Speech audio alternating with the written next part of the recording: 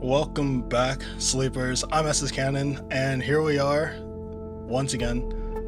And what is 100% definitively the end of Citizen Sleeper.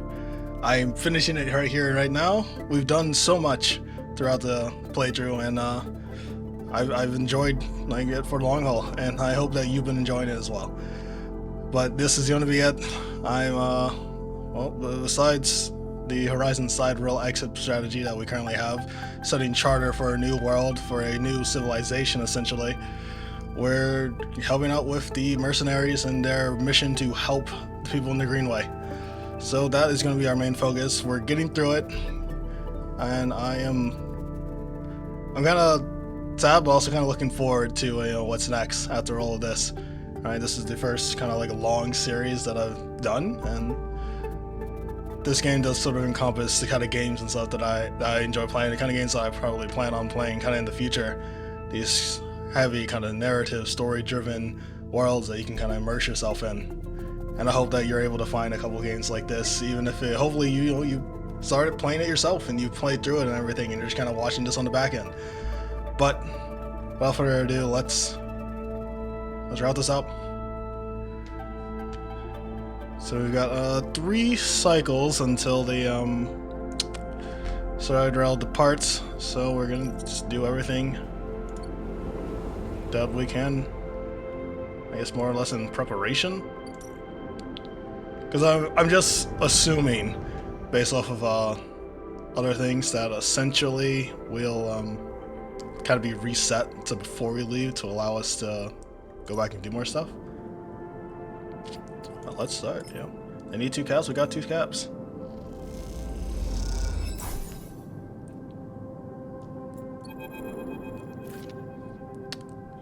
Peak. Cautious XPR spacer. You came! Peak smiles as you walk into the climbing briar cargo hold behind a gloomy Esh. They brought mushrooms. Esh tosses the mushroom gods into a crate, raising her eyebrows at Peak. Peak gives her a look. Thank you, Sleeper. They pick one up and sniff at it. Are these edible? You think I'll just bring... I'm gonna bring poisonous mushrooms or inedible mushrooms? Like, yeah, nigga, eat them. He turns the cow over and figured to put it. It's like, we're not so used to fresh produce. Ash is securing Grace as she speaks and doesn't look up. Hawthorne doesn't have much in the way of farming. Yeah, I guess it makes sense. Yeah, especially if you're like spacers, you probably have things that are gonna be able to last you a long period of time during your travels. Fresh produce does go bad, relatively quickly without proper, storage, and even then, they last typically like maybe a week. So yeah, no, I think they would be inefficient. It makes sense. Yeah. Hawthorne? The installation we grew up on. Ash wipes off her hands on a rag. SPR loves to name their property after natural things, but that's about as far as their relationship with plant life goes. And XPR would be... This is an interrogation? She declares, either way, we're done with that place. What is all you need to know? It's like, I'm just a curious sleeper. I don't know what all this shit is. Ash leans back into the crate she was securing. We're gonna need more than a few mushrooms. We want to help those refugees, though. Yeah, why are they trapped? You tell me. It's your station administration that set up the cordon. I can get fully around that. I'm pretty tapped in with administration and such. I know a couple bigwigs. Feet gives Ash a look. Sorry, she looks at Feek. I know this isn't on you. Ash stands and walks over to the mushroom you brought, placing them into a small container with care.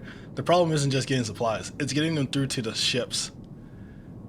Yeah, can't you, Havage? They actually just went through a major restructuring after, the whole debacle going on. Scandalous, yeah.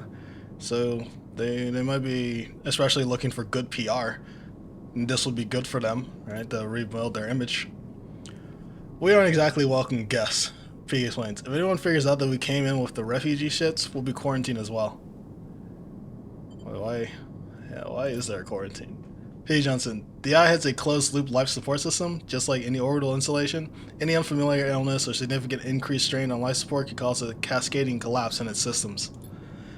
Ash goes, Are we making excuses for these bureaucrats now? You know, we're being realistic, Ash. But these people aren't in increased strain. They're living people, Ash stares at you.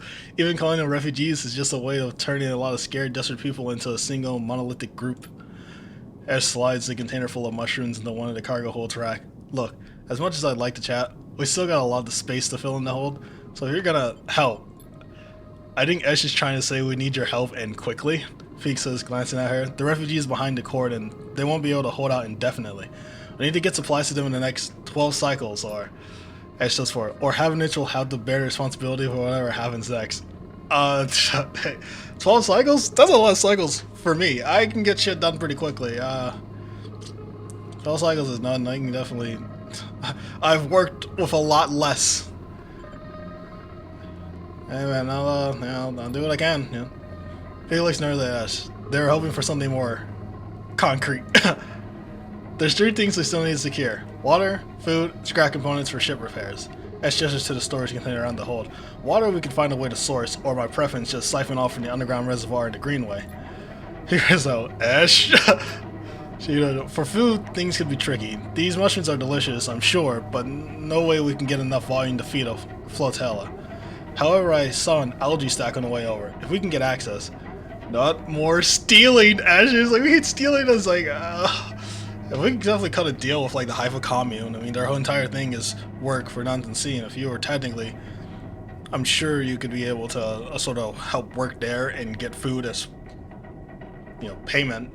That'd be a way to source food and then still be integrated somewhat into the community. I didn't say steal. She stared at them. If we can access, we can work the stack, harvest some algae for the flotilla. These stacks turn out vast quantities in short time scales. And the repair components, he says tentatively. Ash smiles. Just look around you, Peek. This whole place is made of scrap. She shoots you a glance, and I'm sure the Sliver has their sources. They can bring them right there.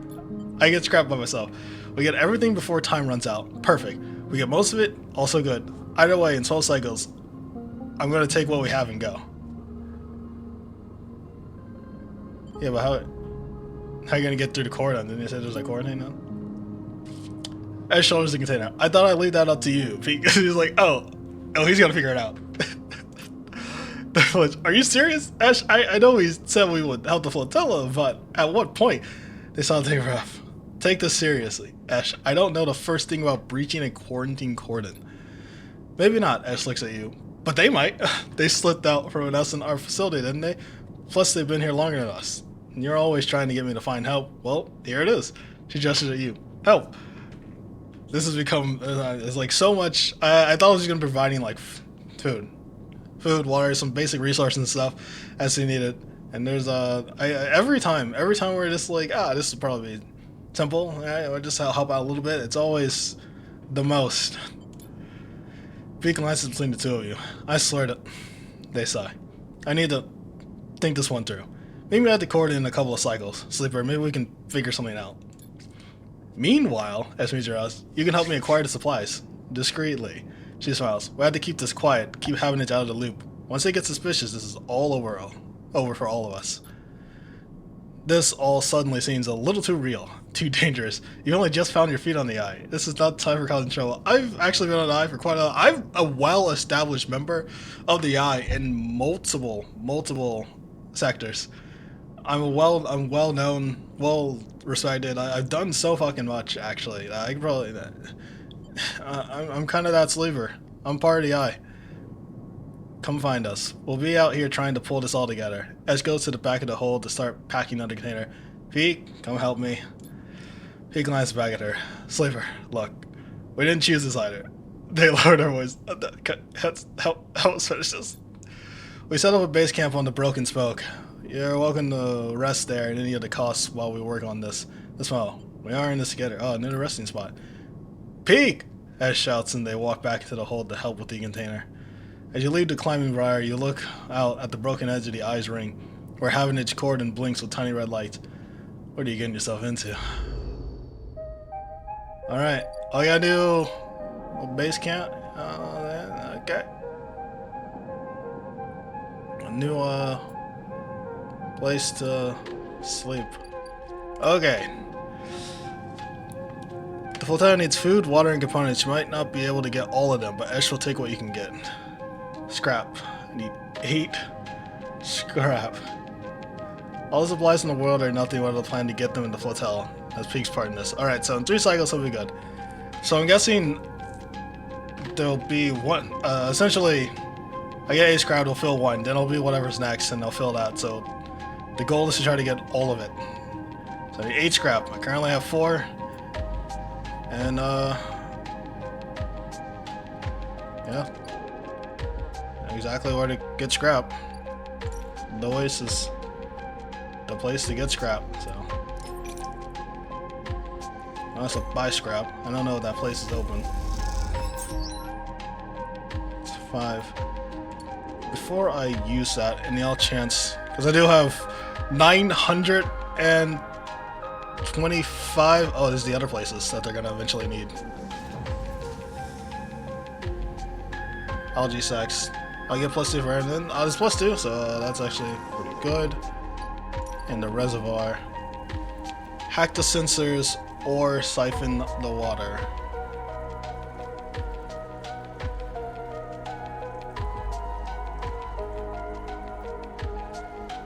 Okay, so you need this. So every time you hack the sensors, you reduce the alert system by 2. But if you fail, you up it by 2. Gotcha. And it's an engineer thing, so it also gives me a +2 for it. Okay, so it's water. You only get 1 per. This is definitely a high-scale operation. I don't know if the scrap ship is in, or when it will be in, but if it is, that would be very useful. Okay, they are here. Good. Because I can buy scrap. I can buy 3 scrap, specifically. So I can save the dye.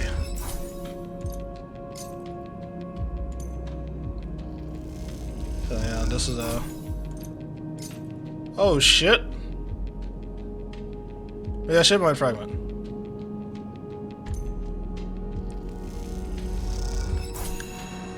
Alright, that's all scrap. We ended up, because we got a ship mine fragment, we didn't actually get the 8th one, so we will have to work for it. I could...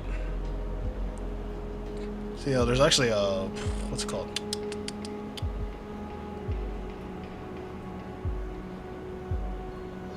What's it called?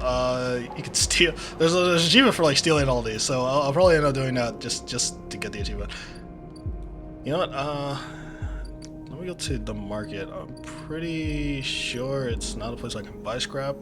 Yeah, it's a place you can sell it, so... Let's... Alright, so... There's case. I learned how to... grab this. The last bit of scrap, so I have all the scrap. So we can go ahead and turn that in. Scrap. Composed. You look over the pile of scrap components lying in the briar. You look around. The bay is empty. Esh and Peak are elsewhere on the station or on the bridge a couple levels up. You begin sorting through the pile, separating out useful components and boxing them up by use. You don't recognize everything you find, but before long you get into the rhythm of sorting. As you do, your mind starts to drift, your attention being drawn to the dark corners of the bay. The briar is in surprisingly good condition, considering that Hawthorne XPR must have been operating it for decades by now. The marks of care are everywhere, from the delicate patch jobs polished to the meld into the original finish, or the careful bound wiring running through the custom trucking. Esh loves this ship, that much is clear. Something catches your eye in the dark in the corners. A matte black stack of crates you hadn't spotted before. They're sleek and compact, tucked away behind some bigger and worn container. Honestly, this is their personal thing, right? Or you just met. I get to the work, yeah, man. I was like, especially when I'm in the flow, that can break shit up, and then I gotta re-access. You put the containers out of your mind and focus on the sorting process. This is Esh's ship, and she wouldn't appreciate you rooting around in it. You hear a hiss and the Esh comes up through the bay lock. She barely registers your presence, nodding at you as you passes. Sleeper? She busies herself with some tasks at the back of the bay. Uh, I'll ask you about it. Hey, what's up? Yes. Ash doesn't turn around for whatever she is busy with. Just more supply slaver, like everything else here. You can't think of anything else to ask, but since that the atmosphere has now somehow shifted, you quickly finish up the sorting and slip out, waving goodbye to her bag as you do. Alright, yes, you didn't, okay. That part's done.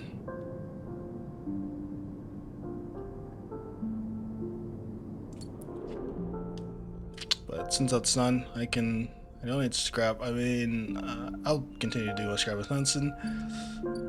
The algae stack will be the next easiest thing to do, it seems. Because, what, there's no negatives? 1, 2, 3. Yeah, it looks like you just get 3 done in 3 die. We're gonna need this regardless. Okay, good. That's a 6. That's a 6. A reservoir. This will take longer and does have the possibility of negatives. So let's use these die here. This is gonna start siphoning water. And it's an engineer task, so yeah, I was like, I could get scrap. And I did. Nice, nice.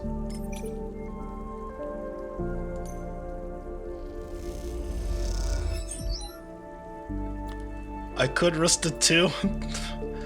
I'm not going to. We have plenty of time. The 2 is a 4. I could try it here, right? If it, Alright, it's...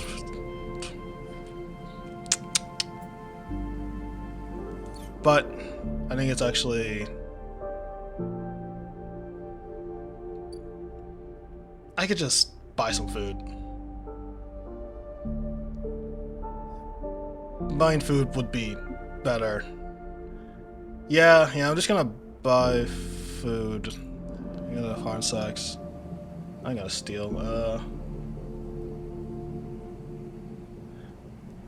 I honestly think you get more from Emphis. Or I can actually cook it. Yeah, if you're looking for algae, I actually get more if I cook in the bataillon.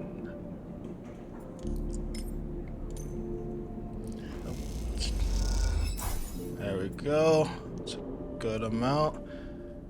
And yeah, we'll roll to 25%, but we'll roll it at the algae, since there's not really any negatives.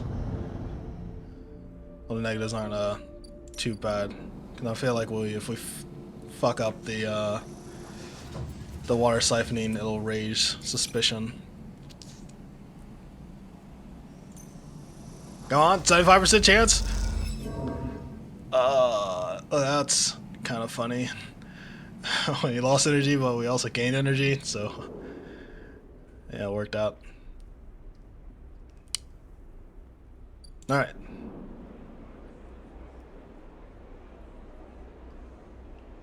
Let's go ahead and so yeah, that's right, we have so much. Right, we have again 4 stabilizers.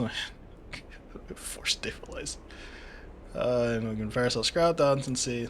Sleep it up. Getting through. Okay. Alright. Dice are not the greatest. You know, we got 2 6s right there, and I guess technically 2 4s. Let me see what they actually want. Max. Oh, maybe I just need time. I don't have to. Oh, the coordinate. This is where he wants us to meet. Alright, that's 2 cycles. That's so next cycle that'll be open. So yeah, we'll just keep working on siphoning water and stuff, right? If this is done, then that'll be good.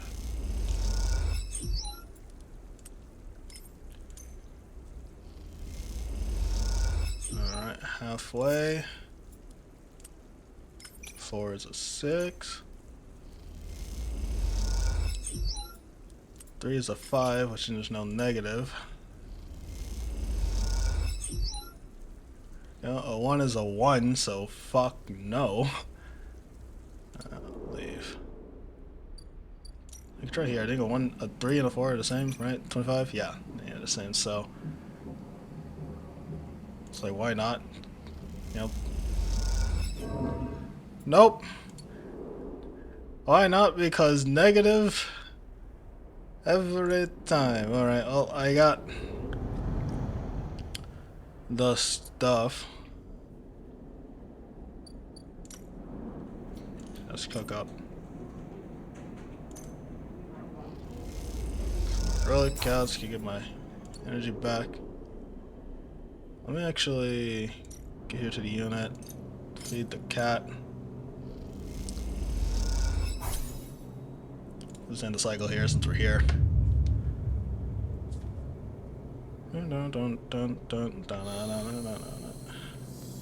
Alright. At least consistently getting 2 good die. I mean, these are technically 4s, which, oh. The eye. As you leave, you find a note pinned on the outside of the door. It reads, "Sleeper, there's something you need to see. Meet me at the corridor as soon as you can. Just keep heading around the ring until you hit the flotilla. I'll be waiting. Peek." You came all the way this way. Jeez. You crossed the greenway. Oh. Looks like we're doing this. Time to make a plan. It's like, yep. I'm just gonna hold on to Gemini Fragment on the off chance that like I get more just to make one. I don't know if you might need one for something for some reason, but you know, maybe we will. Does it have anything new? I think I just need to complete the other 2, and that'll be that. Peek! Cautious spacing. Sleeper! Peek catches your attention from the shadowy corner where they were leaning against. Any trouble getting up here? I know. It's very, very simple for me. Good to hear. Come, take a look at this. They beckon you over to a nearby window which looks across the ruined ring to a blinking red light to the Havenage cordon. This? The cordon's temporary structures, a net of metal struts meant to detect and dissuade any ships from entering or leaving the flotilla, jut out into the black, and all around, the tugs flit, securing them in place and tending to the red blinking drones that demark the quarantine is an impressive and worrying sight. What do you think? Pink interrupts your thoughts. How'd you get through? Probably just use one of the tugs. As an escort, you mean? I doubt we could fit all supplies on one of those things, but if it seems like the Briar were being officially escorted through the cordon, but then we'd be stuck inside.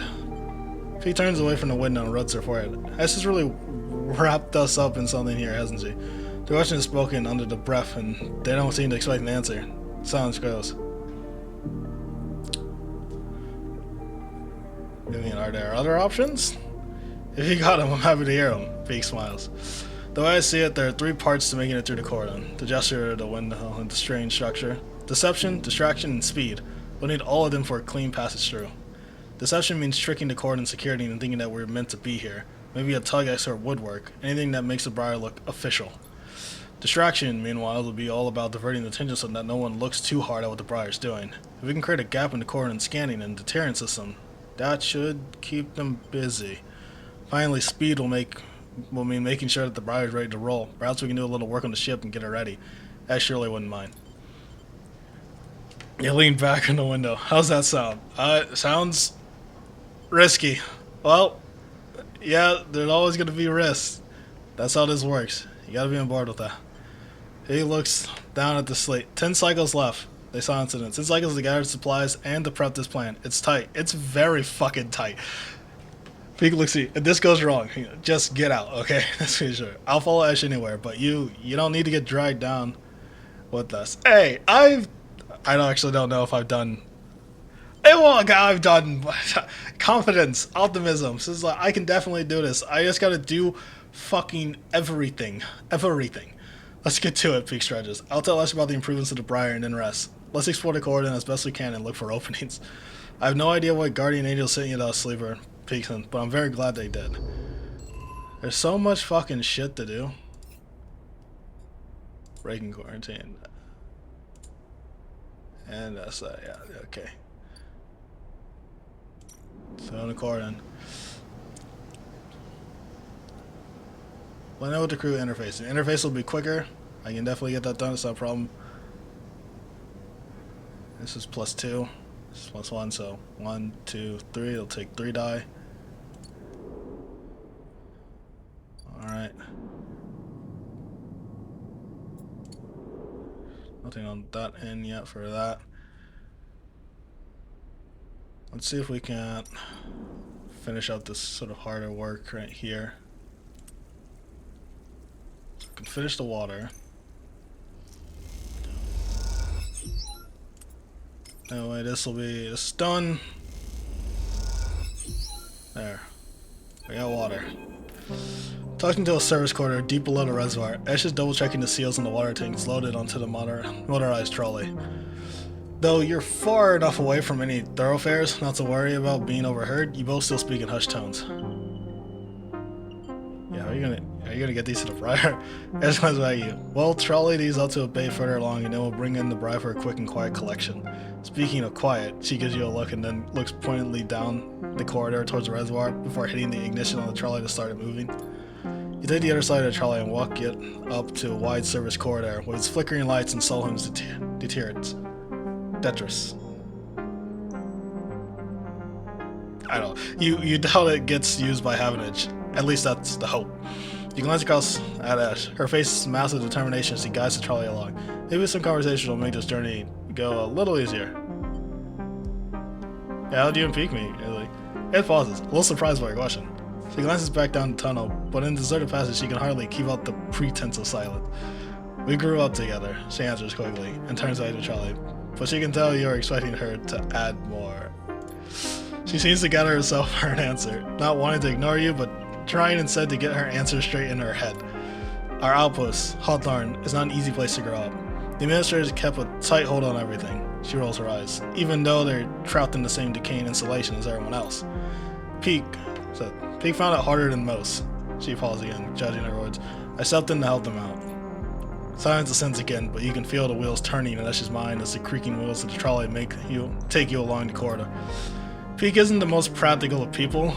They used to be, well, they needed someone to teach them to look after themselves, stand up for themselves. So that was me. After that, I couldn't get rid of them. Esh starts talking, but you see her eyes have lit up, and you imagine she's recalling some moments or other from her and Peak's past. You both reach a wide bulkhead doorway and have to stop the shimmying trolley over the edge. When you're done, Ash turns to you. I'm good from here. Head back. And with that, she's gone, moving off into the dark tunnel ahead.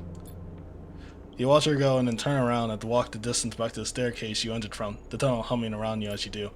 As you walk, you try to piece together Ash's past, but all you have are glimpses of a person she once was. She seems to prefer it that way. Alright, water obtained, redundant, okay. They just have the algae stack, which we can finally make some progress on. Negotiate for the stacks. Plus 2. That's a 4. Come on, you can't do it to me. Oh, okay, God. Plus 2, plus you get injury, so we don't have to get food because we're on this 2. Oh, I'll have to save that 1. That is too dangerous. I'm going to go down to 4 die after this.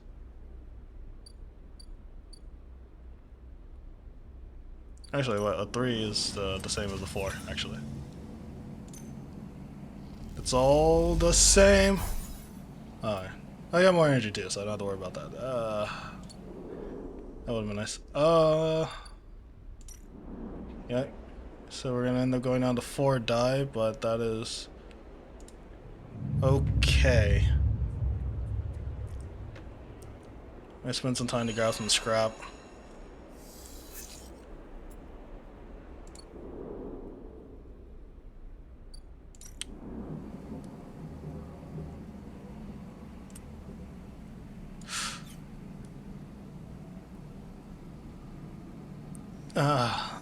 That 25%, if it fucks up, I'm kinda pissed. If it fucks up, I'm kind of pissed. I just need neutral. I just need to be neutral. Just be neutral. Thank you. Algae gained. Alright, you know, this is gonna take...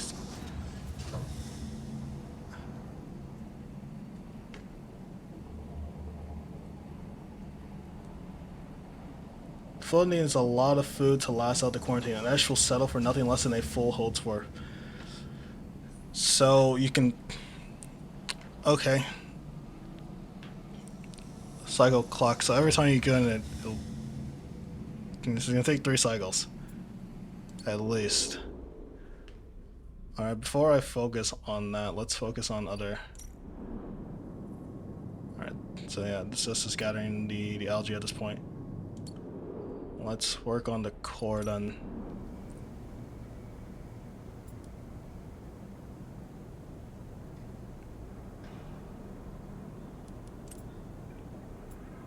I need scrap. Yeah, let's gain intel. Oh yeah, that's right, we get paid too. That's right, I only... It's not great, not great, I could use the engage. That's insane. Let's get better die! Okay. 4 is a 5. Plus 1. A 2 is a 4. A 4 is a positive. Neutral, that's plus 1. And we got energy, so I don't worry about that. So that'll be done in 2 days. Honestly, that's right, I can sleep up here. Let's just sleep up here for right now. Complete active scenes. I have an active scene I need to complete? Huh?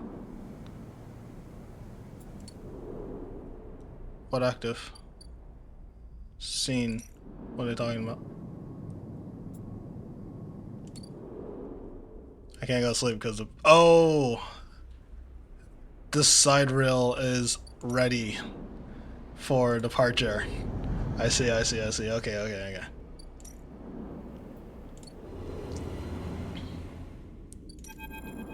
Time to go. There's a crowd, but you spot Lim and Mina immediately as you enter the dock. They're waiting at the corridor where Celis security are checking the crew and into board the ship. Those that manage to get up on the hub are crowding near the entrance, but even they know the chance of getting on board has long gone. Hey, yeah, let's go, Lim! One spots you in the crowd. Sleeper, we're here. They're standing beside a bag what looks to carry all the possessions they have.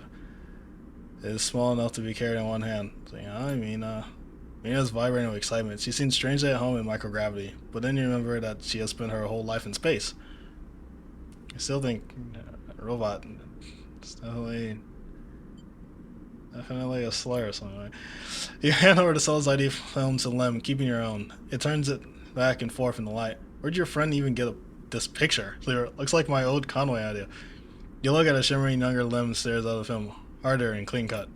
I spoke to the guard here. He nods to the white and green class security office. They'll be doing an orientation and role assignment on board. Sounds like we're going to be working under the core crew. Kind of like an intern. He laughs. What do you think, Vinny? Am I too old to be an intern? Following Lynn's lead, you inspect your ID. As you lift the film up to the light, you see something strange. Something that makes you flinch. The face printed in the film is one you recognize immediately. But it's not you. At least, it's not how you look now. You're squinting at the ghost, confused why you hadn't noticed earlier. It's a picture you remember being taken. A memory that you didn't know you had. You remember signing the forms, the walk to the sleeper tanks, the cold metal floor. You remember the SNR employee who helped you in. Her smile clean and surgical.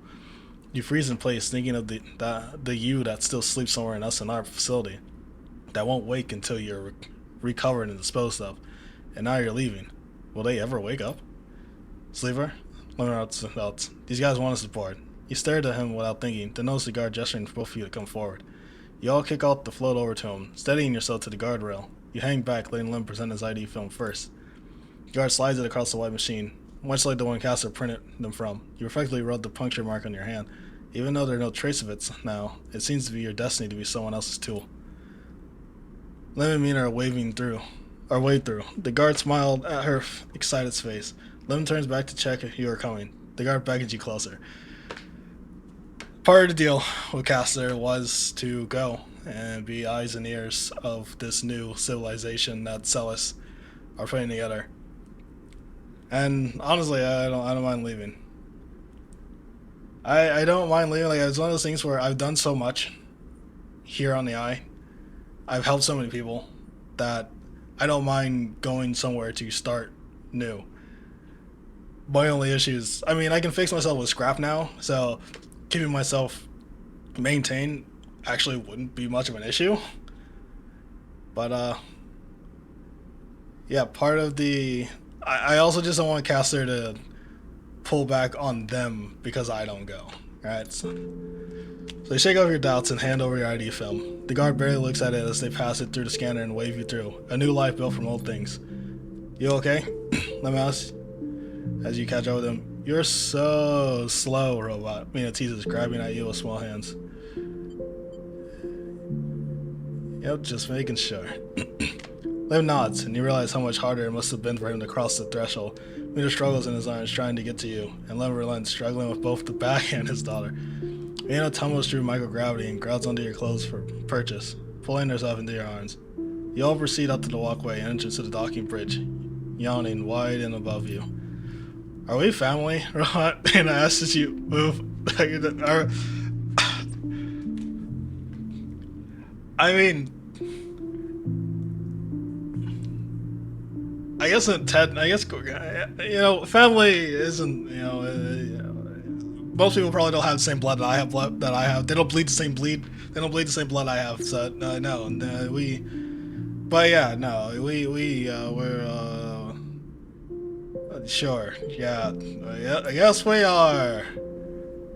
Mina smiles and rubs her head against your chest, pleased by your answer.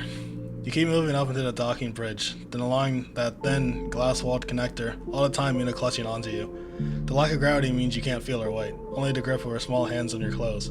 You both stare wide-eyed at the vast hole at the side of the horizon and try to think of this huge machine as a home. Later, when you settle in your bunk after Mina's finished running back and forth between you and Len with an endless and infectious excitement, you find yourself looking at your ID film once more. Somehow, since the last time you looked at it, the image seems to have changed. It's still a picture of the old you, the person you signed up to have the consciousness copied and placed into the ownership of SNR, but something else has crept into the image, an underlying sense of self-identification. This is also a picture of you. You, now. The you that survived the eye, that made friends here, that found a way out, that escaped against all odds. The other you might never wake up, they might never live again, but so be it. They co-signed you to a doomed life for their own gain. Their life is yours now. You'll live it better than they ever could. Okay. You lie back on your bunk as you thrust into the side with vast engines kick in. This feeling, this rumble, will be your constant companion for the next decades. It'll be there when you work, when you watch Mina grow, when you dream of the planet at the end of the journey. It'll stay with you when your body starts to fail, despite the best attempts to limit Mina as the years stack up, and it exceeds its safe operating period by a decade. It'll be the thing you wake up to in those rare moments of consciousness between which Mina will keep you in a frozen state in the hope of preserving you until your destination is reached. It'll still be there when Mina wakes you, tears in her eyes to tell you of Lem's inevitable death, and it will not relent, despite your desire for a moment of silence. It'll be the final thing you hear as Mina shuts down all but the most vital of all your functions, and hopes beyond hope that you make it to the final destination, all the while doubting that you will. But for now, in this moment of departure, it's still a new sound, a new feeling, and because of this, it's filled with the promise of the future.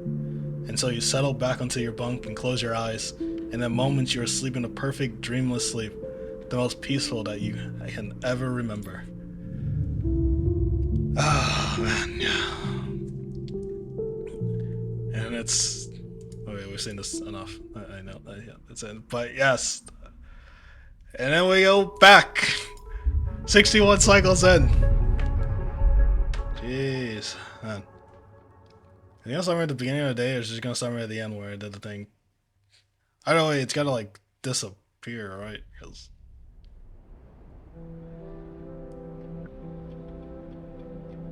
over there. Are they gonna stick me in a fucking loop? Because they couldn't stick me in a fucking loop. Because I'm.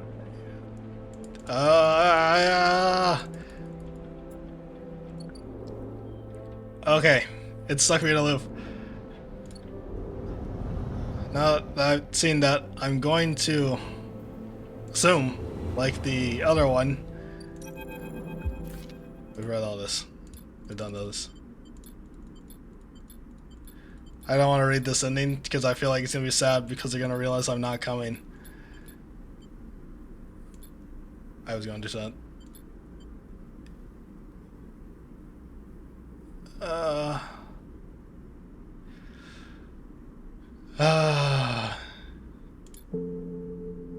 When you reach the, yeah, I'll read that. You wait for a moment. You need to wait for a moment. This is all happening too fast, changing too much. There are so many questions you have, so many threads to catch hold of, and yet you're here, boarding a ship to who knows where, on a journey that will take decades. It is really what you want? How will you even survive? You suddenly feel dizzy, unsettled. You can make out the concerned look on Len's face as you hold back. The guard gestures again. Mina's eyes, looking back at you, are so bright in the starlight. You can't do it. You can't get on the ship. You turn away quickly, trying not to look at Lem, to look at Mina, to meet their eyes. You turn away and kick off the guardrail. When you reach the far wall, you turn back. The scene continues in front of you as if nothing changed. The next set of people are boarding. The crowds are still gathered on the corridor. The side of the horizon still blinks, its yellow hull bright against the stars. And there are Lem and Mina, gliding up towards the docking bay, bag in hand. Lem is facing away, focused on the steady climb, but Mina, in his arm, and is facing back towards you.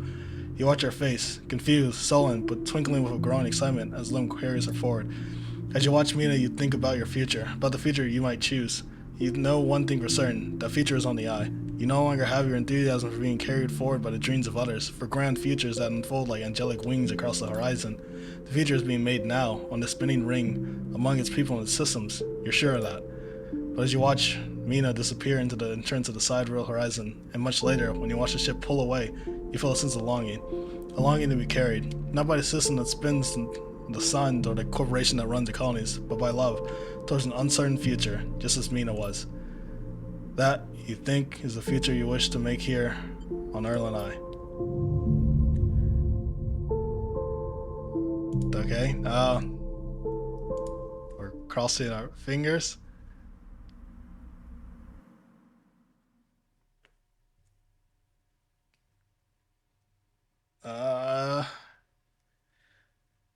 Does make me think that I could have chose the gardener route, and then it would have brought me back here.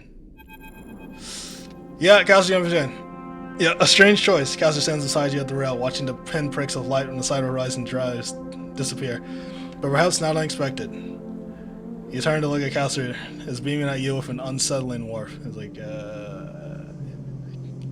I said it wasn't unexpected. I was like, are you angry? He's like, about what? I only wish for you to exercise that strong drive of yours. If it happens to align with my own, then this is pleasing to me. But if it does not, I cannot punish you. It's like, what about Celis? Caster looks at the stars. Indeed, that is a matter which worries me. Since Celis is taking a step back from the public eye, it seems some internal struggles are playing out with their pristine halls, Caster sighs. But I doubt core politics are of much concern to you. Caster moves down the rail. The eye, though. This seems to be your primary concern, am I right? I have unfinished business. He pats you on the back. Don't we all? It is the nature of life to leave things unfinished. I have more projects than I can count. So many games still to play and things to learn. May your future cycles be as fruitful as my own. Caster turns and starts to clunk away in his mag boots. I'll be keeping an eye on you, if you don't mind, Sleeper. He waves as he walks. My curiosity remains piqued. Once he leaves, you stay a little longer at the rail watching the stars. Imagine the look on Mina's face when she sees Stella's one for the first time. Imagine the excitement when she first touches the soil, the joy when she first stands outside in the rain, laughing. Those images, though they will not happen for decades, are what will carry you through the cycle, and perhaps the next one too. Yeah.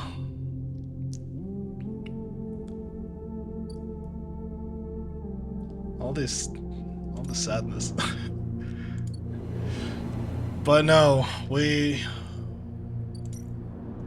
have more to do, right? We have refugees that we want to help cross over. So, you know, like I said, there's more left. We're not done here.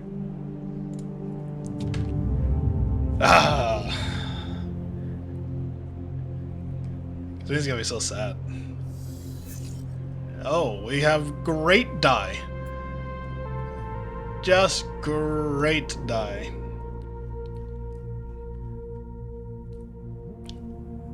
I guess for now, let's continue on. This will finish this up. Drink. Gordon Intel has been acquired. So what is the crew canteen? Convince a crew to escort. Just deflect suspicions. As well as Gordon operations. Sabotage the sensors. For blind spot. Does that work? Is that for everything, or it's just... I'll have to see how that actually works. And then having a hanger. Slice stressors for Briar upgrades. Okay. 1, 2, 3. That's gonna take at least 3 die. This is going to take... It's 1 at a time. It's gonna take 6. And this also raises suspicion. It's also going to take 6. So, let's work. And I'm guessing, let me check the food. That's going on its own.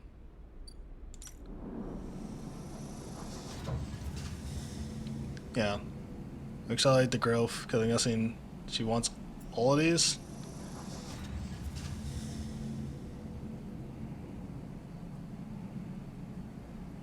Or, reality to grow and then we can do that? Let's work with the stuff that we might be able to knock out. Except, this is +2, so we can use worse dice for that. Let's find a blind spot.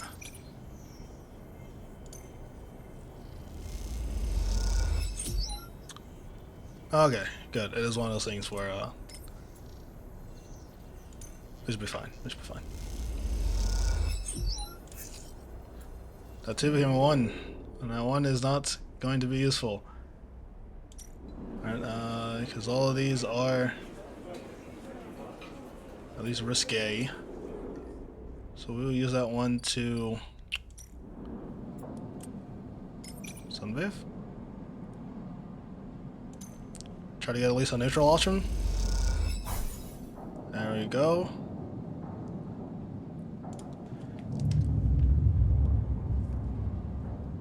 Sunbathing is good. Right, technically doing that right now. Alright, not bad die.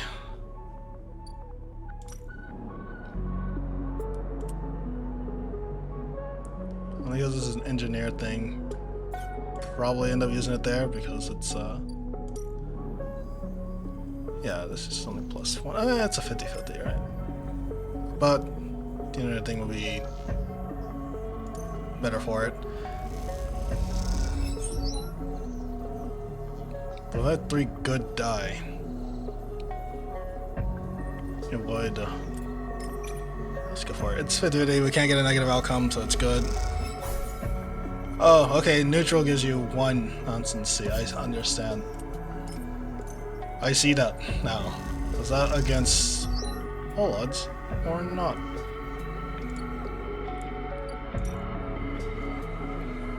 It is. I see, this one becomes a 3, which is risky. That's fine.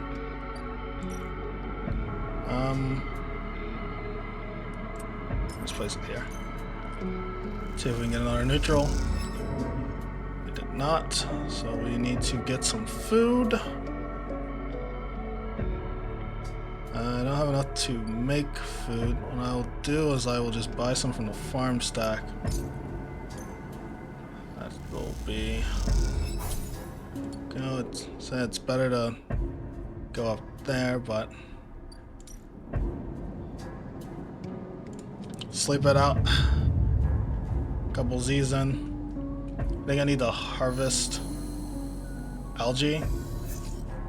That's that. That's not great. I'm gonna take the stabilizer.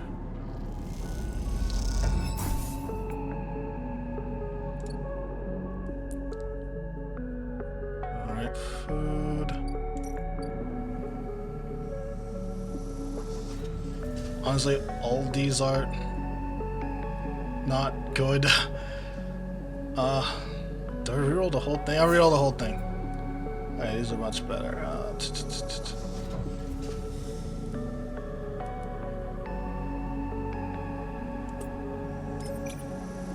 Let's go for it. See if we can get some algae. I see. You can only go up to a certain amount. Understood, understood. That makes it easier for me. We're doing a hangar? We're doing a hangar. We're doing the operations. Alright. So I can knock a silencer, so I've been sabotage. Peek is waiting for you and you slip out of the operations center, nervously poking at the small slate. Sleeper, this is. I followed what you were doing on the network. Incredible work. How do you do that? I'm a natural. Peek smiles. I can't tell if that's modesty or just the truth. Intervention skills like that is almost worth being... Sorry, didn't mean. Yeah, don't worry about it. I've heard so much worse. Sorry. You and Pete quietly slip into the main walkway and work your way back to the public areas of the cordon. Havnich just had to quickly respond to the flotilla's arrival, and you meet a lot of contracts and spacers walking through the corridors. You blend in easily enough. I haven't really met a sleeper before, Pete begins. As you might have guessed, Hawthorne is an XPR server's outpost, and since the collapse, no one came for refueling or repairs anymore, so my generation has never met anyone outside the company. We heard about sleepers. They nod in your direction. From the data packets that come through the XPR every once in a while, they usually contain news along with like corporate propaganda, but the reports were light on the details. SNRF have kept the sleeper program pretty quiet anyway, and I think SPR are only interested in telling their employees about it because it made living in our company town look like a good life in comparison to being a piece of corporate property. They freeze. Sorry, again, I don't mean, they look down. I'm just not sure how to talk about this stuff. It's like, man, neither do I. I don't want to talk about this either. It's like, how do I talk about me? Glad I'm not alone. I'll shut up about it now. You walk on a little further, the walkway becoming busier. You both relax a little more and go with the flow of people. I just want to say, I think I understand the beginning. Clearly this has been on their mind. I understand they need to escape, to get free of it all. They laugh at themselves. The structures, the systems, the company, horizons of the company town, they stare ahead. The small places, small corridors, small people, they look away. They slow death it brings. That's it. They turn to you. I get why you signed up to be a sleeper, and why you escaped from that too. Amen. Life. Am I right? No. You try to form words, but you can't. There's altogether too much running through the head. But you look at Peak, and they look at you, and that seems okay for now. You walk in silence again, each of you in their own thoughts, but moving together through space nonetheless. After a while, you come to the entrance to the corridor, where a handful of workers and crews filter in and out through two huge loading bay doors. Peak stops. Okay, they pause. I'm heading back to the Briar. Once again, incredible work on the sensors. That blind spot you created, that should give us a real advantage. See you soon. They head off, disappearing to the crowd almost immediately, outrunning their own nervousness. Yeah, it's a little scary. So this is done. I could risk... This is an engineer. A 3. If it's good, it's good. If it's bad, it's well, it's bad. That's only a +1. I think with the amount of time that I have, we gotta go for broke. I'll slice these thrusters, baby. All right, I have to take it easy a little bit going forward. Let me go to emphasis. It's also been a couple cycles. I know scrap thing is gone, but yeah, I was like, but they should be back, and they are. Let me buy some scrap. Oh, got another ship mine fragment set. There we go. Buying scrap so we can keep ourselves maintained a lot cheaper.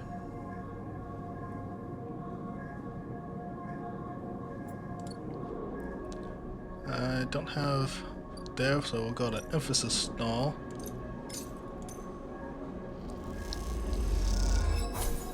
There we go.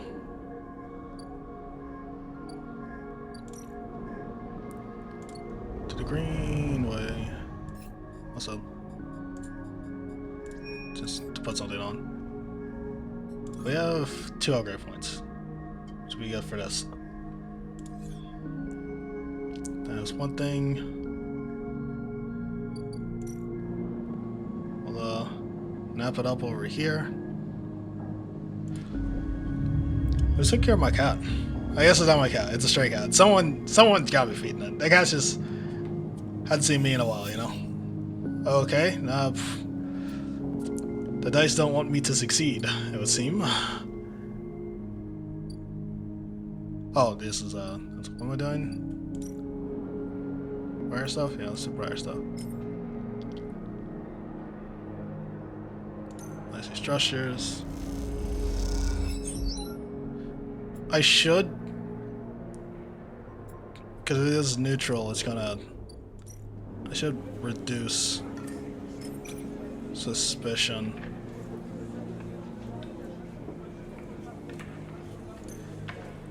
Yeah, only because, oh, great. Positive, I got rid of both.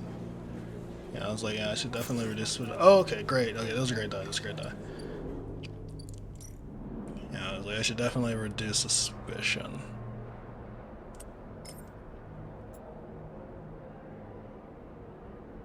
I do need the food. You know, I'm actually gonna do this.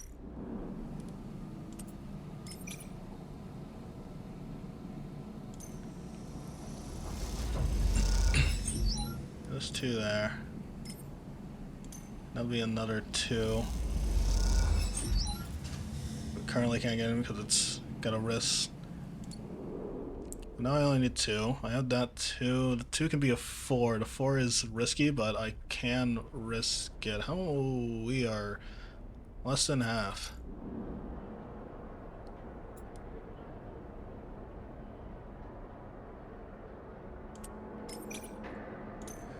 We gotta risk it all. We don't got that kind of time. We got slicey structures, baby.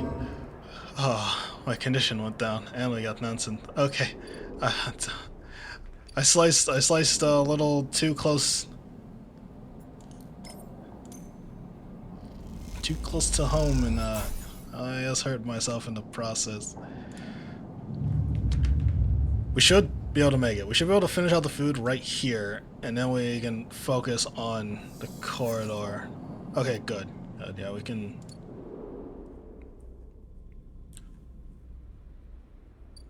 Finish the food here.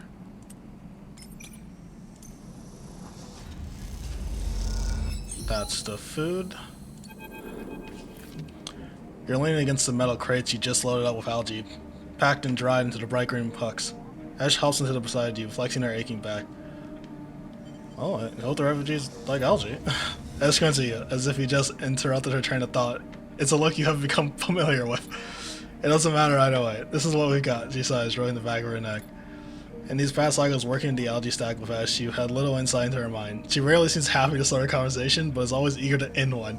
Despite this, you feel like something has grown between you, something like silent trust. The kind that tends to seed itself in the fertile soils of hard but necessary work. Concerned? Ash laughs. You could say that. She turns to face you. I think I'd be stupid to not be concerned about all this. She's right, of course, though it's hard to focus your concerns on one thing in particular. Can refugees survive on the flotilla? What are Havenages doing to help them? If the quarantine's lifted, is the eye really in danger? Each worry is far too large to even begin to process, to judge, and they mesh with others. With personal worries until you feel the anxiety growing in your chest. You look at Ash. You're suddenly eager to speak, to talk about something, anything, rather than just sitting and feeling the growing weight. So why help the flotilla? Ash pauses, her protective instinct fighting with the trust you built. You can see her begin to shrug the question off, then she stops, rethinks, sighs. What you need to understand, Sleeper, is that Erla and I wasn't the only place where the Solheim collapse happened. Sure, Hawthorne, where we grew up, was an XPR installation, but that didn't screen it from Solheim going under. Actually, Solheim was the only reason XPR were even here. She pauses, hesitant to get into the whole story, but wanting to offer something. We, She flinches, correcting herself. They're the Service Corp, you understand. They set up outposts and surrogate systems like this one to offer refueling, logistics, and maintenance services to bigger companies with extraction contracts. She gestures to the eye around her, like Solon. When Solon went bust, XPR lost their client, and Hawthorne, well, we lost everything. We became an outpost tasked with just holding on. Keep the refueling platform running, they said. Keep the outpost stable. Hold on to our claim. She rubs at her head, as if recalling all this is somehow physically painful. Do you know what it's like to spend your entire life in a place with no future? A place that exists only to hold a legal claim to a piece of territory? To show up in a breach of contract negotiations between two corporations is like living in a she searches for the word, her eyes jumping back and forth. In a grave. She clenches her hands. So if you're looking for an answer to why questions, that's your answer. We, Peak and I, know what it's like to be forgotten, to be locked out. She stares hard at the side of the stack and the algae, whirling against the glass in beautiful patterns, and she doesn't look away. The silence extends, and you realize that conversation over. Ash seems angry, not at you, but with herself, for ever even voicing such ideas. After a while, you stand and start to load the crates into the powered cargo trolley that Ash will run back to the Briar. As you do, you try to catch her eye, but she avoids it, soothing herself instead of the comforting simplicity of physical work. Alright, and we got the upgrade point, which is actually very useful. Alright, so this requires Intuit, and this requires Engineer, which we're already good at. So, honestly, because we're doing Intuit right now, I'm gonna put the points there.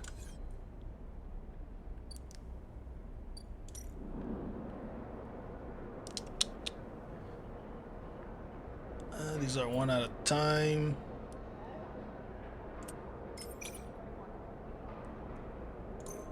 Oh, 5. Come on, you gotta give me the 5. You gotta give it to me. Come on, decide. Hey, thank you. Thank you.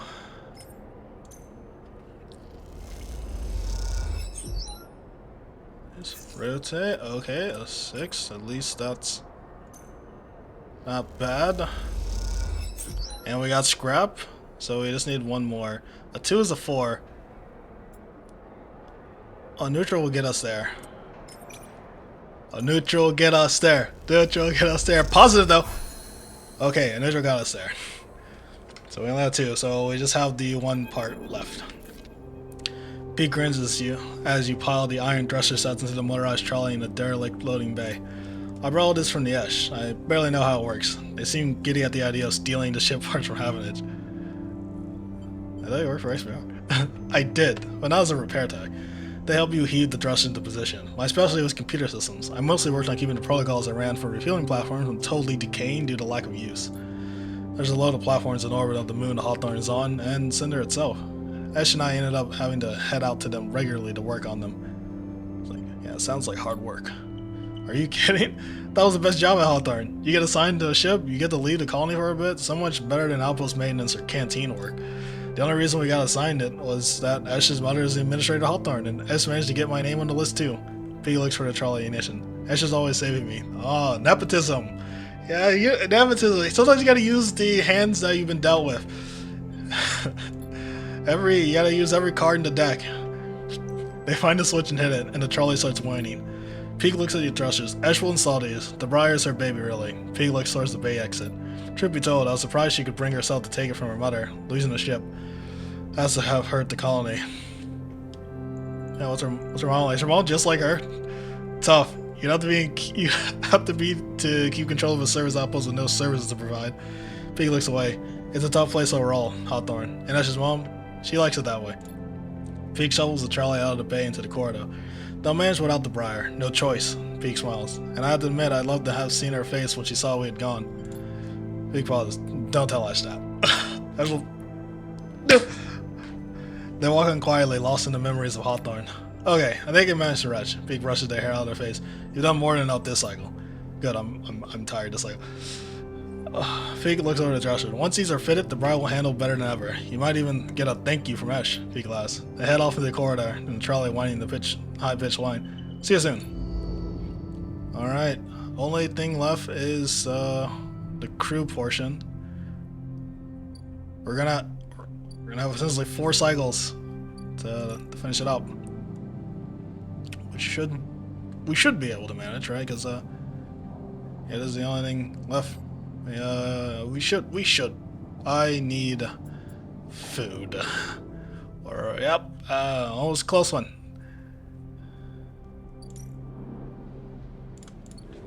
Shit. Invis has the sort of the best deal.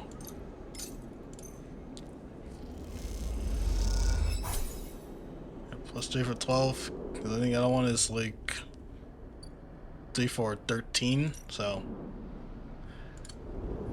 it's a little cheaper than 9 from the farm stack, so yeah, let's do that. Okay. Alright, this we could finish it all this cycle. All depends on the dice. All depends how lucky we're feeling when we wake up. All depends on okay, we're not feeling great. We aren't feeling great. Let's do some scrap. Yeah, no, drone. A rapid burst of movement catches your attention. A drone. Its fin adjusting as it hovers. It's placed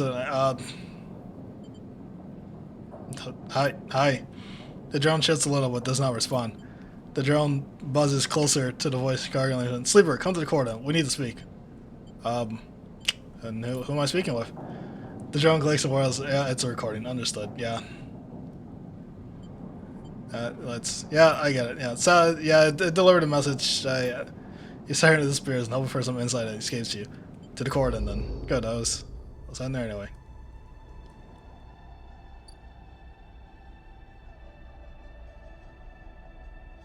Uh-oh. As you enter the passage that leads to the corridor, a flash of movement catches your eye. The drone. It stops to make sure you've seen it, and then flits into the side passage leading to a set of narrow stairs. You climb up through the dark shaft, the drone stopping at each landing to check you are following. Despite its lively expression, there's something overbearing about the way the drone waits, impatiently realigning its fins in sequence. After a long climb, you come out into the observation platform. The corner and its vast ramshackle refugee ships beyond fill your vision. The scale seems impossible, and immediately you feel small and naive, or even think you can affect the situation. Hunting ships nearby. The drone again? Helene, frustrated Havenage counselor. A woman is standing at the window at the edge of the vision. You aren't surprised you didn't notice her. She too seems imposingly small in the shadow of the flotilla. The drone buzzes by her shoulder and she turns. Sleeper. Sorry for all the cloak and dagger nonsense, she announced to Joan, but I have never regretted being cautious. She smiles a tight smile and holds out her hand. I'm Helene. Helene? I was saying Helen? This is with an E? No, yeah, I should.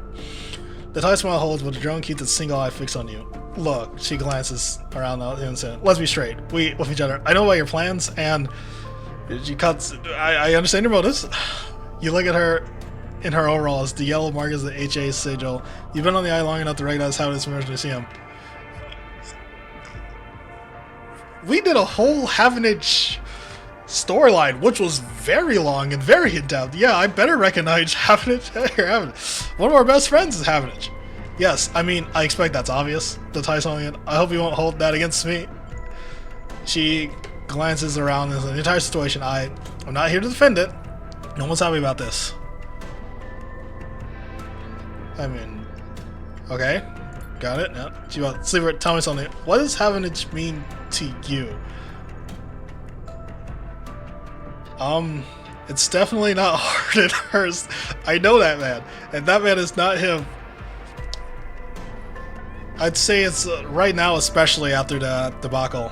It's definitely a work in progress. They're realizing that a lot of things they thought was different were actually, well, it just shifted in its appearance, but it was really the same. So right now, it's definitely a work in progress. This amount is fair, I think. Havenage used to be criticized. In some ways, we invited. Our members are free to bring out grievances at any meeting, to propose new structures and approaches. She sits her weight impatiently. As a counselor, it's my duty to listen to them. That's why I've elected by the members. We're in a perfect system, yes, and each counselor, each member, each representative can be flawed and worse. She looks down. But we keep this place running. That is what we do. And non-members. There are paths to membership, and we cannot force everyone in the station to join us. What do you expect? We are an association of individuals. We cannot always account for the needs of those outside that structure. She turns and looks out to the hotel, no matter how much we wish to. Can I take in thousands of refugees safely? I don't know. The place is a ruin, Sleeper. What do you think the council discussed? The price of Grayley?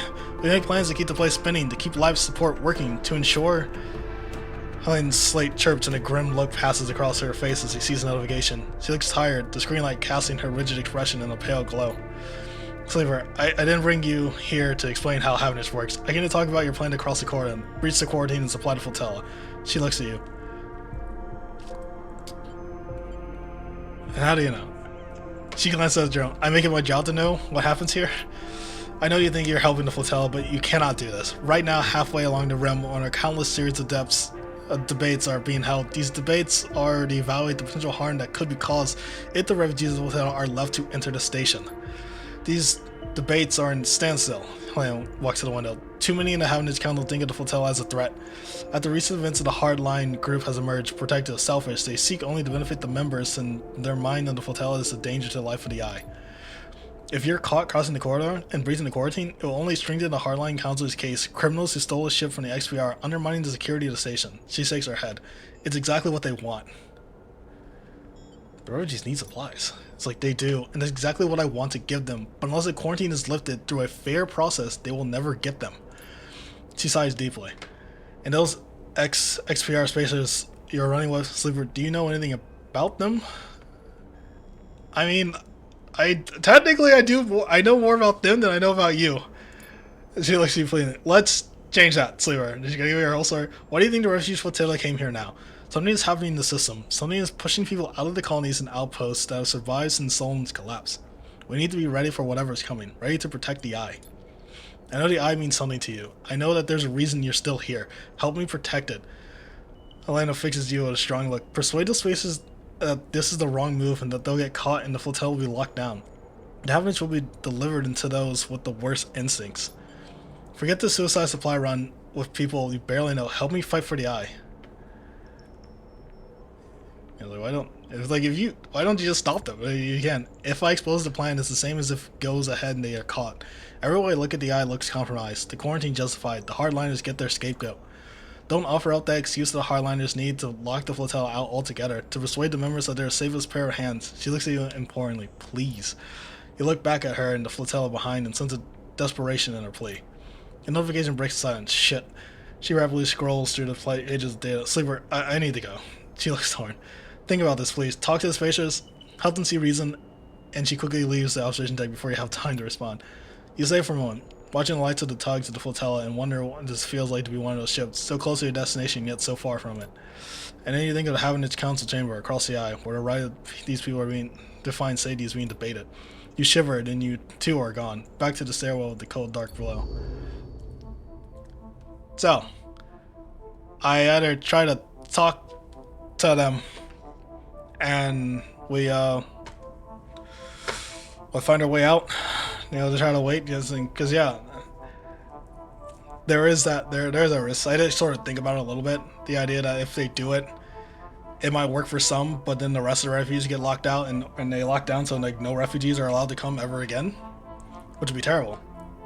But yeah, if we can find a way to have it just be an accepted thing, where Havenage accepts the refugees end and they just become nonsense, then you don't have to do all this cloak and dagger, all this sneaking around trying to find things out, figure it all out, kind of shit.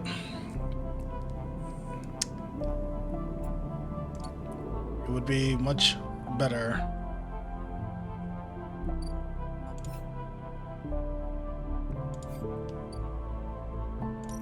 But I think all I can do right now is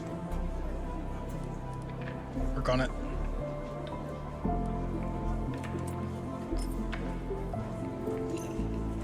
I think. I don't know. I don't know what else to do. I should definitely deal with this.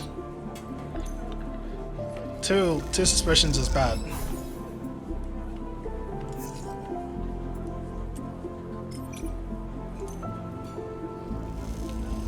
Two suspicions is bad.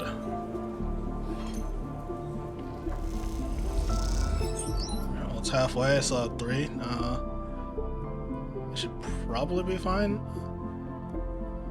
I just want to check on the other side of things for Havenage just to see if there's anything going on over there. I may be able to assist. Scrap. I bought a scrap. Nope, nothing going on in our offices. That case. Check on cat. Feed cat.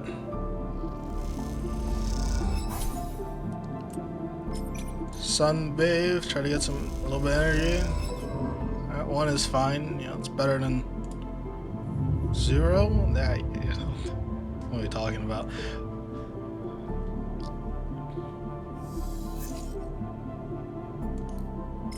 Oh, we have great dye. Great dye. These dye are...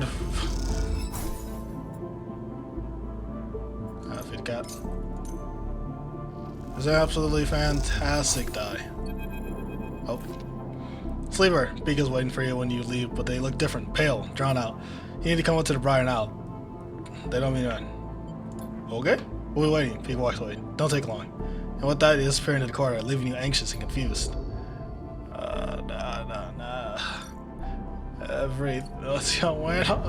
Of these fucking perfect dye, I can knock this. I'll definitely knock it out in one go.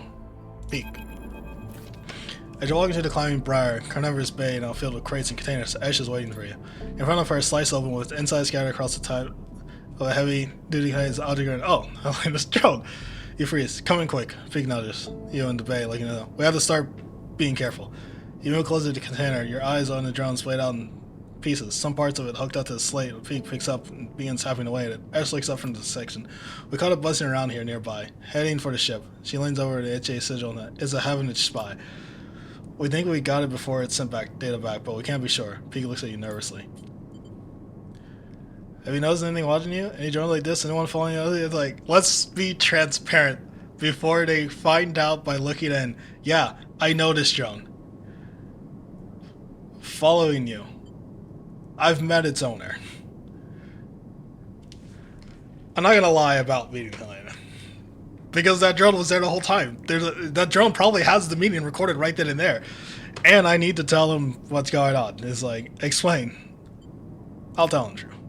You explain that you met Helena at the corridor, and you tell Ash and Peek about what she told you. That Havenage Council are debating lifting the quarantine, but they're blocked by the hardliners. You speak faster and faster before you can finish. S walks away in anger and then comes back again with her eyes burning. What is this, Sleeper? Have you understood nothing from what we told you? She paces in front of you. Havenage are not your friends. They're administrators, which means they're interested only in their own power, their own survival, their own causes. With Harden in charge, I 100% would agree with that. But I would say with what Fang did, the entire ordeal of trying to expose Arden to make sure Havenage wasn't just Solomon again, I would say that they're definitely in a good transitional period. They divided people as easily as sorting livestock. The greater good for the work demands it. And it's in her eyes, her eyes are wide as she speaks. Her anger barely contained.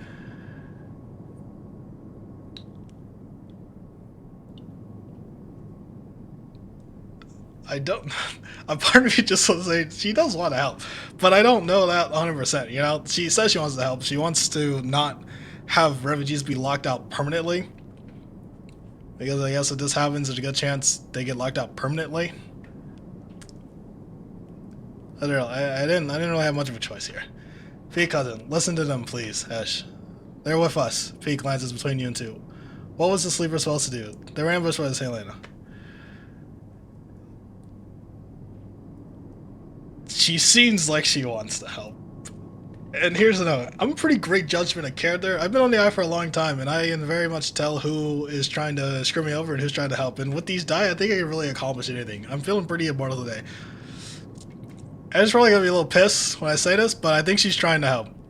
Now let me tell you something, Sleeper. As says, her rage hardening to the pain. When people become administrators, they give up something. Some part of being human. Being an equal among others goes away. They start talking about the greater good, the systems, the way in which their hands are tied, or their processes compromised. My mother was the administrator of Hawthorne, and I've seen what it did to her. That noble, higher calling, it is toxic. People should never have the chance to decide the fate of others. and those that do so at the cost of their humanity. Peak tries to cut in, but Edge holds up hands like, nope, I'm not done. Don't start, Peak. Don't ask me to be reasonable or calm down. Thousands of people are desperate being out there. Being reasonable will only prolong your suffering. It's hard. It's hard. It's real difficult. Because, yeah, there's that immediate help. This helps them right now, immediately, short term. This gives them exactly the things that they need to keep going on. But it has the potential of ending any sort of possibility or acceptance of the refugees in the long run, right? In the big picture. In the big picture plan, having Havenage come to the agreement of letting refugees in and doing so then will take longer for it to actually reach that point, but it helps in the long run of everything, right? In the big picture of it all, ultimately you're able to get more refugees in.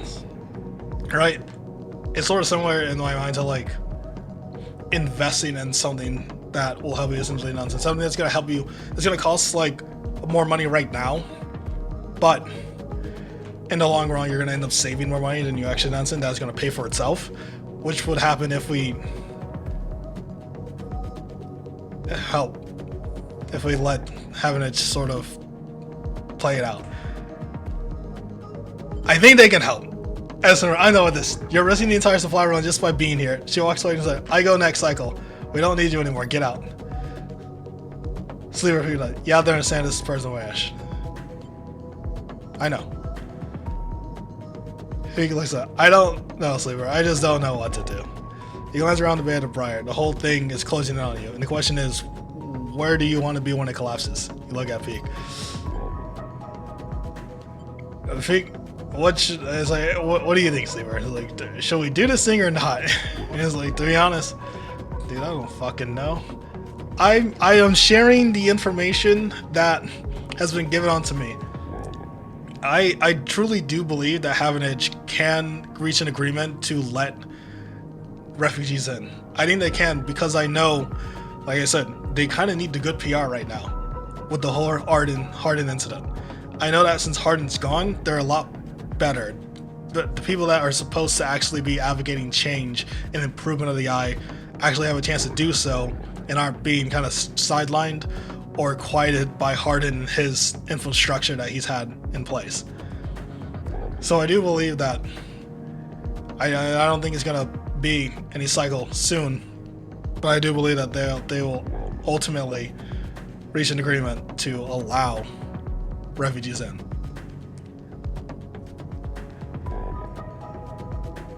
So truth be told,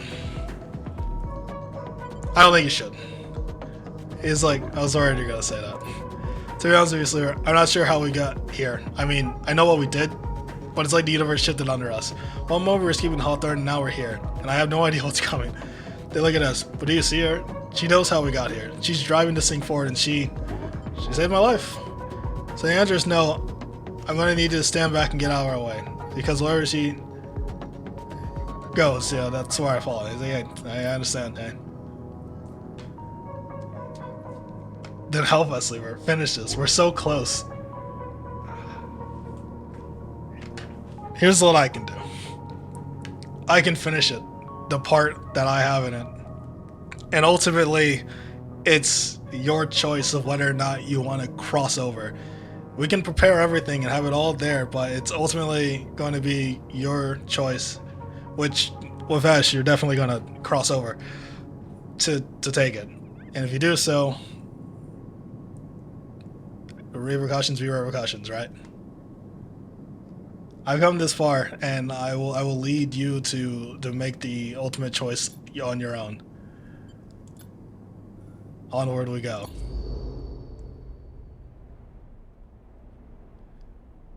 That not this. It's not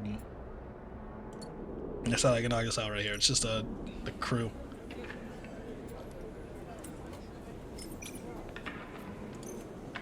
It's on them.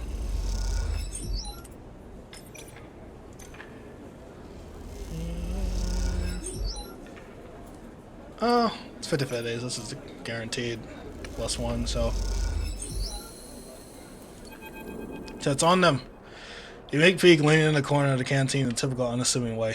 It occurs to you as you approach that Peak must have had some practice at staying invisible. All good? They look at from their slate, that crew you're talking to. They nod to the group leaving the canteen. Will they join us? That's what they say. You aren't sure? He looks back at them and disappears into the corridor of insulation. Looks like we'll have to take them at their word either way. He beckons for you to follow as they peel out the wall and head out into the walkway overlooking the corridor. Glad you're here to talk them into it. I have never had much of a way with people. Peak smiles and looks away quickly as you walk. I mean, you know, that's good. You guys are good. He's like, well, it's just not really like other people. But you probably noticed. Only everyone was like Ash. They felt something drawing their attention. What I mean is, people have caused me a lot of trouble. I've had people hate me without knowing a thing about me. They tuck their hair behind their ear. I'm sure you know how that feels. People tend to ignore me. Sounds nice.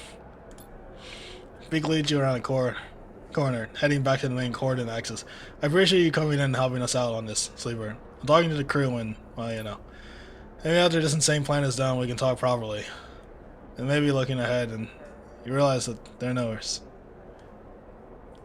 Hey, as long as you're from the future of all refugees on your shoulders, so it's settled then. There's also a good possibility that you might not be able to come back. Better report news to Ash. We have ourselves a tug escort. Peeks out to the intersection. See you soon, Sleeper. Please, take care. With that, they drift away. Their head down, their gait changing as they do. Their practice invisibility shrouding them like a cape. Alright, everything's done, right? I mean, we done this. I get reduced suspicion by 1. I don't think it's that big a deal. It's done, it's done. And maybe since we've done everything, right? We've got the blind eye, we have the distraction, we have the speed, we have all the resources. Maybe the Briar will be able to cross over without having it noticing. Right? That's the best outcome, is that we're able to do so with all the things that we've done ahead of time to get it off without a hitch. And it all goes smoothly and it's all quiet and no one notices, so the hardliners that are trying to vote against refugees being let in don't know and don't get their scapegoat.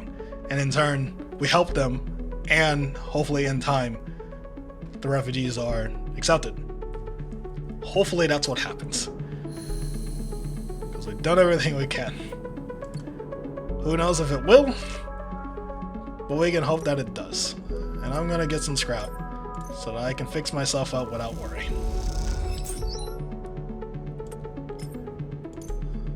Just gonna, I think that's a good idea. And I don't know if they're actually in more. Let's get some food. I want to be full of energy. Get some fungus from Old Memphis. Best fungus in town. And then the baddie on after that, and then me, then I'm right there. I have 2 shot fragments. It's like,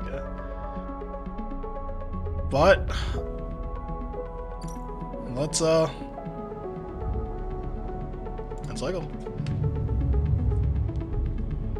Dun.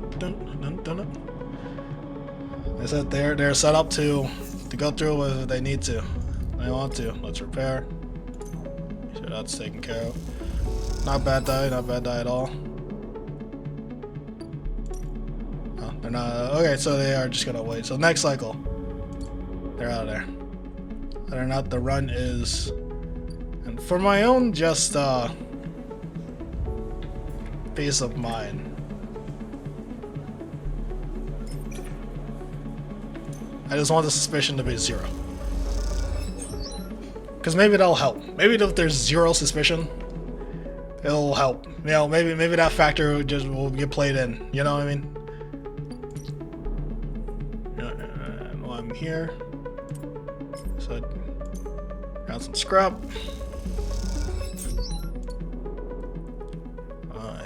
Let's Oh, we get one more, we can stabilize the scintillator. It only takes 2 of those. We have the Avery, let's do this. Nice. We can actually make a stabilizer.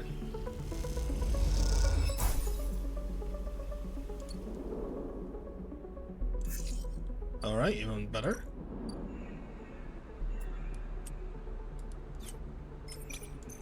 Let's get some rare mushrooms. Masake can be put into food, so that's actually pretty good. I don't have any spores. I think I have to go here to get spores. So let's grab some of these. I'm gonna need them anyway. And let's see what happens now. Oh. And cycle.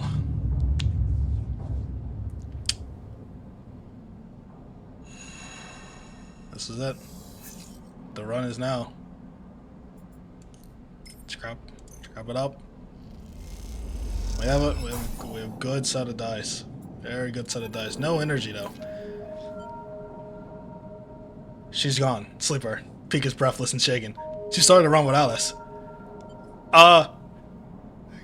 Shit! Let's go. We need help to the corner now. Peek starts back up at the corner. They turn back. She has to make it, Sleeper. She has to. A shiver runs down her spine. Esh. I hope you know what you're doing. I mean, we've done everything that we can on our end. I know we gotta get the Ash. Give me 1 second. I gotta. Ash! It's literally like, Ash! And then like you leave. I go the opposite way.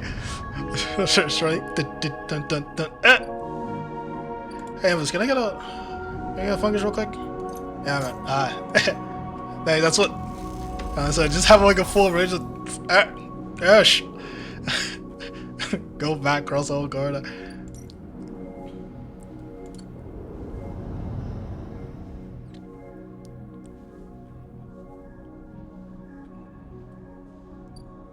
The cordon.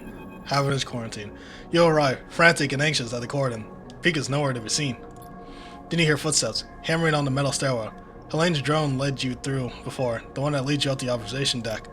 You leap up the stairs 2 at a time and make it at the top, momentarily blinded by the light pouring into the observation deck. Remember you run up the stairs 2 at a time? Or down 2 at a time? I don't do that anymore.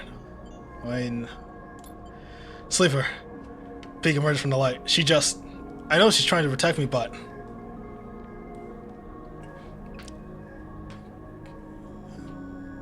Yeah, I guess I get it too, right? If anything were to go wrong, you know, she doesn't want Pete getting caught in it as well. But she's she chose this, man. But what about my choice? I'm not a child anymore. I can fight for myself. They turn away. There she is. Pete rushes to the wide window, leaning forward to catch a glimpse of the climbing briar's blue XPR livery against the black of the void. You spot the climbing briar, a glint of blue and white, and beside it a red glare of tug lights. The tug crew went with her. Pete smiles. I knew they'd keep their word. That's good. That's good. That'll keep her shrouded. That'll help. Pete doesn't seem to hear you, but the idea of the crew backing Ash up makes you smile. Maybe this thing will work? You watch as the briar and its tug as you arc down towards the edge of the cordon. Democrated by the red lights of the perimeter system. So far, so good. The briar will just look like another refugee ship being escorted to the cordon, at least at a glance. Except we've done all the preparations, and hopefully, Helene. I mean, she's smart. She knew what we were doing. I'm sure that she's at least on our end, knowing that she doesn't want the hardliners to vote against refugees being let in. That maybe she'll do some stuff on her end, right, to just help keep them from noticing. You know. Pete grips the rail as Ash reaches the edge of the cordon. Then a visible net of sensors flowed between ship and drones. Now let's hope the blind spot triggered. You think back to the mess of systems you had to wade through to set it up. The delicate contingencies you set up to trigger the sensors black out at the right moment. Without noise, without ceremony, the bra slides through the cordon. You await the flickering of alarm lights, the swarm of drones, but nothing. Just another cycle. Just another ship. Ash's end. Both of you and Pete let out a breath you've been holding and laugh. Okay, that's 2 out of 3. How'd she do it? How did she do it? He saw shaking. It's like, nigga, we did it. What how'd she do it? Nigga, I spliced this in and I got the crew. Nigga, we did this shit. By we, I mean me. I did this shit. And it's like, oh, yes, we did. And they laugh. You feel a little shaky from the tension, but peak ease helps you settle. You imagine Ash, steely-eyed in the pie seat in the briar, searching for a place to dock. Maybe being stubborn has an advantage. You good? Because, yeah, it's like, me? I think that took years off my life, but I gotta hand it to Ash. He was right. The MV turned back to the window, looking for the briar again amongst all these holes, the calm fading as new worries settle in. You spot the briar first this time, docking with the largest of the flotilla ships, a vast converted tanker, half of its protective plates removed. You think about the effort it must have taken to get that thing all the way here from the inner system. You watch the briar, unable to get any sense of progress from its place exterior. They'll be offloading everything now, Feek says, both assuring you that themselves that everything is going to plan. You think of all the supplies loaded into the briar and how long the process of unloading them might take. The bay was packed, rammed with everything you could offer, and the thought of bringing all that to the flotilla makes you smile. You think of the reaction of the refugees, of the welcomes they'll give Ash as the bearer of such gifts, and even imagine a smile from Ash as she's showered with thanks. You focus on that as you watch the briar and continue to nervous wait for it to finish unloading. It's breaking off! Peak points at the briar, and you see the pulse of air and dust that accompanies the emergency depressurization. Ash must have ended things early. But why? Didn't you see them? The tug's closing in on the briar. Having must have spotted the ship. You and Peak are up against the window again, willing the briar a safe path out of the flotilla. Suddenly the briar shifts in space, a blue blur between two holes. Peak whistles. Look at that. Looks like those upgrades we put together work. Yeah, the thrusters to get the fuck up out of that bitch. You watch the edge cut through the crowded flotilla, the tug's not daring to follow her dangerous path and peeling away. It's hard to keep track of the briar, and suddenly both you and Peak are searching for a sign. Where's she gone? Then all of a sudden she's out, blue against the black, pulling away from the cordon on a wide arc back towards the station. A clean run. Pete cheers and smiles at you. We did it! She's out! They beam uncontrollably at you. The tension release. You find yourself smiling too, smiling at the two beautiful idiots in their beautiful ship. Then Pete is hugging you, squeezing you with all the nervous energy that had been building. Thank you, Sleeper. We did this together. They step back, still smiling. We did something. And I mean, technically, if Havenage can't identify what ship or what they did or any of that sort of stuff, they can't say anything. There's no backbone for them to actually bring this up in debates, right? There's no actual evidence, right? They have nothing they can actually stand on. It's all just hearsay, just words that they have no actual knowledge, no backing. There's no sensors that went off, nothing that says that anyone did anything wrong. So hopefully, not only do we do this, hopefully all this goes well for the future of refugees. Come on, they rush out the opportunity deck. Let's meet her. Hey, upgrade point. Which I have one. You can't do anything with 5. No drives. Peak. You and Peak rush into the briar, finding yourselves in an now empty bay. The change is a reminder of what you achieved, and looking around, you feel all the more satisfied. A hiss sounds from the far end of the bay, and Ash enters, looking exhausted. Peak runs out to embrace her, but she sits down on the bay floor before they reach her. You did it! Ash, you were incredible! She smiles a small smile at this, laying her head on Peak's shoulder. You suddenly feel like you're intruding, seeing you two of them like this, quiet and content. Yeah, I feel like I should definitely leave, like they're having a moment. Sleeper, Peak calls cold. I mean, like, I don't think I should. Honestly, I think you two are having a thing. Maybe we talk about this tomorrow. You cross the bay and sit beside them on the hard metal floor. Ash, Peak asks, did you get the flotilla or chairs? They both burst out laughing at the ridiculousness of it all, at the exhaustion and the worry of everything else. You laugh too, it's impossible not to. And after a while, you all come to a stop, Peak wiping her eyes and Ash shaking her head. You would have loved to see it, Sleeper, Ash says quietly. The welcome I got. They came to greet the ship once I docked to offload the supplies. I told them I was coming, of course, as soon as I got inside the cordon, but there were so many, children, families, they were smiling at me, shaking my hand. Soul was there too, Peak, and he's just as gruff as he sounds over comms. She smiled. They took it all, crate after crate, until the ship was empty now. But there were so many, and even with everything we managed to bring, they still needed more. They made me promise I would try to come back. Ash, he said, you know we can't do that twice. Yeah. Knowing that they saw an unidentified ship and everything, they're gonna check the sensors. They're gonna check everything now, and they're gonna make sure that it doesn't happen again. It's like we were able to get away with it once, right? One time we were able to get away with it. They're not gonna let us do it again. Ash stands out. What are we supposed to do? Wait for them to lift the quarantine? She's in anger. He is angry again. The familiar attention rises into her voice. Well, come on. Come on. Peek tries to pull her back down. Sit, Ash. Rest. You've done enough for today. Don't, Peek. I know my limits. Ash hardens. Okay, well, seems they didn't catch you. Perhaps they will lift it. They know the flotilla poses no danger now, and if they can account for the extra load of the life support, it's like, exactly. They didn't catch us. So, they have nothing to actually use against us in the debates. S walks away towards the ladder that leads up into the upper part of the ship. I need the rest, Peek. She holds up a hand. Sleeper. Then she limps up the ladder, steps by a painful step. I'm afraid if you were expecting to change in Nessa's demeanor, at least she's honest, right? You know, I think I need some rest too. They put a hand on your shoulder and get up from the floor. We couldn't have done this without you, Sleeper. I know those in the flotilla will thank you too. And get some sleep. You woke up all panicked. She's gone. And everything. You definitely tuckered yourself out. Peek lends up the ladder too, leaving you alone on the metal floor of the bay. Your thoughts drift to all the people on the flotilla, sleeping and sitting on metal floors like this. Children, families, playing in cargo bays and repurposed fuel tanks. You know their story isn't over yet, and you look forward to meeting them. The quarantine will lift. You feel more sure of that fact every moment, even though you aren't sure why. You lie back on the metal and stare at the ceiling. What was it Fang told you Erlen said? The eye opens for us all. Maybe Yoga was right. A home for the lost. You like the idea of that. Maybe in time you can help make that a reality. But something's bothering you. A sliver of a thought like splinter you can extract. Why are thousands of refugees coming here now? People don't abandon their homes for nothing. What wave is rushing through the system, and when will it reach the eye? You shudder on the cold metal floor and get up. Something's coming and you can feel it. This isn't over. Whew. He says this isn't... Uh-oh.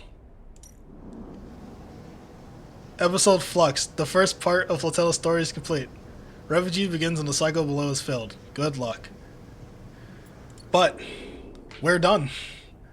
Yes, we could go through and do that portion of things, but I wanted to end it here. And by end it here, I mean end like the main storyline. What, you think we're just gonna end it here? You think we're not gonna do the other two parts of the story? Come on, man. You really... Did you... You didn't believe me when I said this was the finale. You believed me, didn't you? You thought I was just gonna end it here? You thought I was just gonna wrap it up? Nah, come on, man. No. Next time, we're gonna finish. We're doing the story. Come on. You think I'm just gonna end on the DLC? It's right there. We helped get them across. We hopefully, seemingly, didn't get spotted. They can't use it against us. We gotta figure out what's happening in the system. Why are all the refugees starting to leave their homes? What's happened? We need to know. And we're gonna find out. But we're gonna figure that out next time. Yes, because it's not the end. Technically, it's the finale, right? We finished the main story. The main story is done. It's finished. Them and Mito on their way to a better life. That would have been great to be able to see being a grow up. You know, it would have been great. But here we are, a new crisis, not for ourselves, but for people that were like us, right? Refugees that came to the eye to start a new life, just like we were. Full circle for us to be able to come back and help them, stating all the way back when Dragos helped us. And who am I but someone who wants to help those who are coming here to try to find themselves and start over. And it's always hard to start over.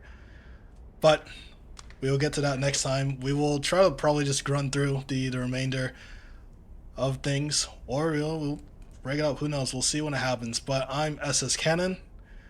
Thank you for being here and hopefully enjoying this next episode coming up. You know it'll air. But I'll see you next time. Later, sleepers.